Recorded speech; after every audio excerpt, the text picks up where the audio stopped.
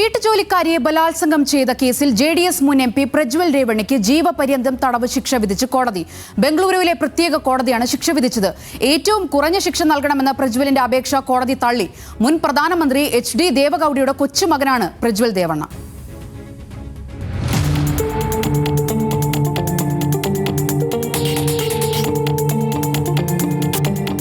വീട്ടുജോലിക്കാരിയെ ബലാത്സംഗം ചെയ്ത കേസിൽ കുറഞ്ഞ ശിക്ഷ നൽകണമെന്ന് രാവിലെ കോടതിയിൽ ഹാജരാക്കിയപ്പോൾ പ്രജ്വൽ രേവണ്ണ ആവശ്യപ്പെട്ടിരുന്നു. പ്രജ്വലിന്റെ അപേക്ഷ തള്ളിയ ബംഗളൂരുവിലെ പ്രത്യേക കോടതിയാണ് ജീവപര്യന്തം ശിക്ഷ വിധിച്ചത്. 5 ലക്ഷം രൂപ പിഴയൊടുക്കാനും കോടതി വിധിച്ചിട്ടുണ്ട്. കേസിൽ പ്രതിചേർക്കപ്പെട്ട പ്രജ്വൽ കുറ്റക്കാരനാണെന്ന് കണ്ടെത്തിയതായി ഇന്നലെ തന്നെ കോടതി പറഞ്ഞിരുന്നു. ഇരയായ സ്ത്രീയെ വീണ്ടും ഭീഷണിപ്പെടുത്തി ബലാത്സംഗം ചെയ്തത് അതീവ ഗുരുതരമായ കുറ്റമെന്നും കോടതി ചൂണ്ടിക്കാട്ടി.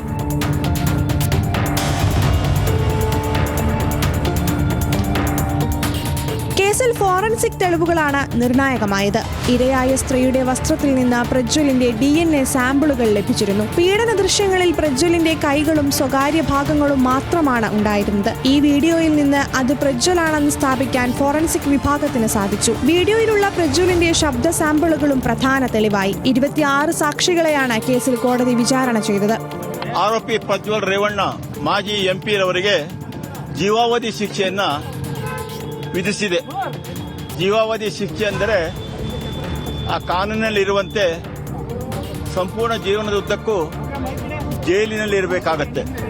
പ്രജ്വലിന്റെ പിതാവ് HD രേവണ്ണയും കോടതിയിലെത്തിയിരുന്നു. പരാതിക്കാരിയെ പ്രോസിക്യൂഷൻ നിർബന്ധിച്ച് ഹാജരാക്കിയതാണെന്നും അന്തിമവാദത്തിനിടെ പ്രജ്വൽ കോടതിയിൽ പറഞ്ഞു. ഇതിനിടെ പ്രജ്വൽ രേവണ്ണ കോടതിയിൽ പൊട്ടിക്കരഞ്ഞു. പക്ഷേ അതൊന്നും കോടതി മുഖവിലക്കെടുത്തില്ല.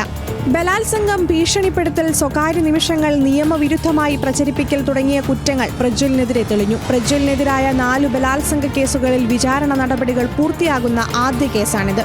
മുൻ പ്രധാനമന്ത്രി HD ദേവഗൌഡയുടെ കൊച്ചുമകനാണ് ഹാസൻ മുൻ MP ആയ പ്രജ്വൽ രേവണ്ണ. 2021 പ്രജ്വലിന്റെ ഉടമസ്ഥതയിലുള്ള കർണാടക ഹാസനിലെ ഗന്നിഗഡയിലുള്ള ഫാം ഹൌസിൽ ജോലിക്കാരിയായിരുന്ന 48-കാരിയെ 2 വട്ടം ബലാത്സംഗം ചെയ്തുവെന്നാണ് കേസ്. ബലാത്സംഗത്തിന്റെ ദൃശ്യങ്ങൾ പകർത്തിയ പ്രജ്വൽ ഇരയെ ഭീഷണിപ്പെടുത്തുകയും വിവരം പുറത്തു പറയരുതെന്ന് വിലക്കുകയും ചെയ്തു. നിലവിലെയും മുൻപത്തെയും MLA-മാർക്കും MP-മാർക്കും എതിരായ കുറ്റകൃത്യങ്ങൾ പരിഗണിക്കുന്ന കോടതിയിൽ ഈ വർഷം മെയ് 2-നാണ് വിചാരണ ആരംഭിച്ചത്. ജൂലൈ 18-ന് വിചാരണ നടപടികൾ പൂർത്തിയായി. തുടർന്നായിരുന്നു ശിക്ഷാവിധി.